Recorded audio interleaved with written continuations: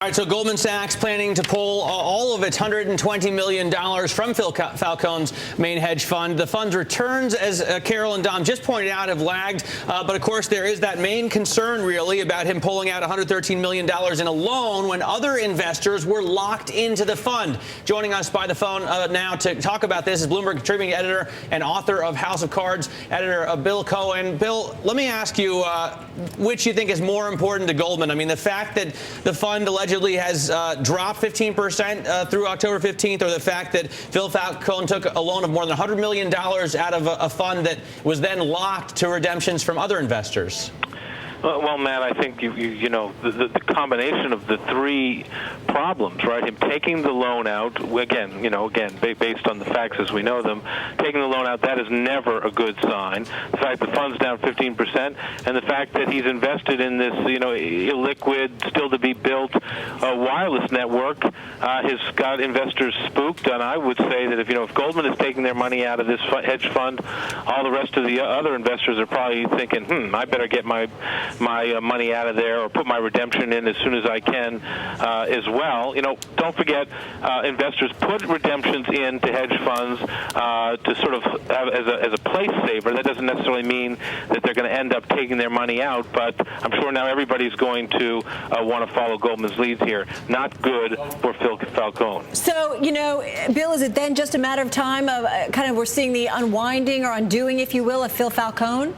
Well, you might be seeing right before your eyes the unwinding of this particular hedge fund that Phil Falcone has. I mean, the same dynamic played out with the two Bear Stearns hedge funds in April and May and June of 2007.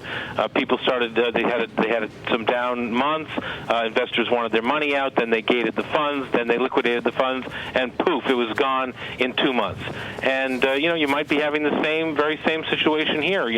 If there's real problems here with this wireless network, as there are with some of the others that are being built now, the Clearwire, you could be having just a general problem in this whole industry, and Goldman is smart enough to say, hey, enough. Is there any reason you could think of that Goldman Sachs or someone there might want to make Phil Falcone look bad? Because I can understand bad returns, and I can understand an investment in an illiquid wireless telecommunications network, but the fact that he took a loan out of this smaller fund was revealed in documents released in March, and we're already in November. It seems like you're just sort of throwing mud at the wall here. Yeah, well, I mean, obviously Goldman would have known in March, and there must be some extenuating circumstances that we don't necessarily know about why he would take this loan. That is not a good fact if there's not more to it. Goldman could also be under pressure to get out of hedge funds generally, right? There is the Volcker rule now as part of the Dodd-Frank law, and maybe they're using this. It could be a combination of things. They're saying, hey, I don't like the smell of this thing anymore, and by the way, I got to get out. All right. Hey, Bill, thanks very much for joining us. Bill Cohan there, author of House of Cards, joining us to talk about this breaking story. We'll continue to cover that throughout the program. We will indeed.